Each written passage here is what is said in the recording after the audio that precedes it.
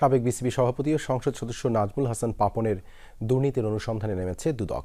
পূর্বাঞ্চলে স্টেডিয়াম নির্মাণ, BPL fund ও বিদেশি কোচ নিয়োগে খরচসহ ২৭ ধরনের নথি তলব করে এরই মধ্যে বিসিবিতে চিঠি দিয়েছে প্রতিষ্ঠানটি।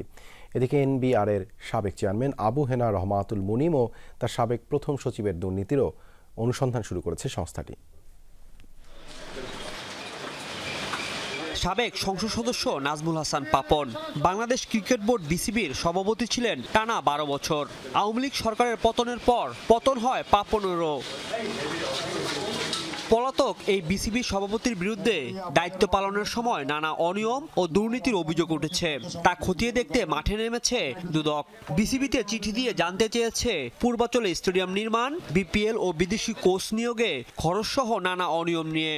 এজন্য ২৭ ধরনের নথি তলব করেছে প্রতিষ্ঠানটি। এর আগে দুদকের আবেদনের প্রেক্ষিতে আদালত পাপন ও তার স্ত্রী রোকসানা হাসান সহ পরিবারের ২৭টি ব্যাংক হিসাব অবরুদ্ধ করার নির্দেশ দিয়েছিল। রপ্তানি থেকে কিন্তু তত বেশি কাস্টমসের ডিউটি আসে না।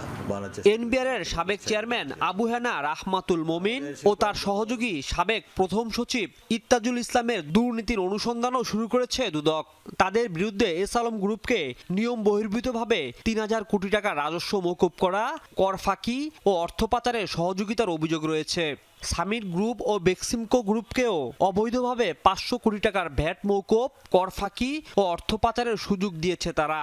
এর মাধ্যমে আবু হেনা রহমাতুল মুনিম ও ইত্তাজুল অবৈধভাবে বিপুল সম্পদের মালিক হয়েছে বলে মনে করে দুদক। এদিকে রাজশাহী ৪ আসনের সাবেক সংসদ সদস্য এনামুল হক এবং তার স্ত্রী তাহুরা হকের বিরুদ্ধে পৃথক ২টি মামলা করেছে দুদক। তাদের বিরুদ্ধে ২৬ কোটি টাকার অবৈধ সম্পদ অর্জন ও প্রায় ২৫০০ কোটি টাকার সন্দেহজনক লেনদেনের প্রমাণ পেয়েছে প্রতিষ্ঠানটি। ১৮ কোটি টাকারও বেশি মূল্যের সম্পদ অর্জন ও দখলে রাখা এবং নিজ প্রতিষ্ঠানের নামেও ২২টি ব্যাংক হিসাবে ১১২০ কোটি টাকারও বেশি জমা এবং উত্তোলন সহ মোট ২২৩৯ কোটি টাকারও বেশি সন্দেহজনক ও অস্বাভাবিক লেনদেনের তথ্য অনুসন্ধানকালে উদ্ঘাটিত হয়েছে।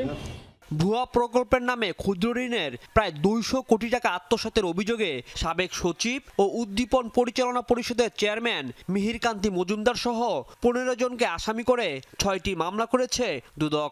তাদের বিরুদ্ধে হতদরিদ্র মানুষ থেকে অর্থ সংগ্রহ করে প্রকল্পের নামে লুটপাট করার প্রমাণ পাওয়া গেছে। রাজীব আহমেদ, যমুনা নিউজ, ঢাকা।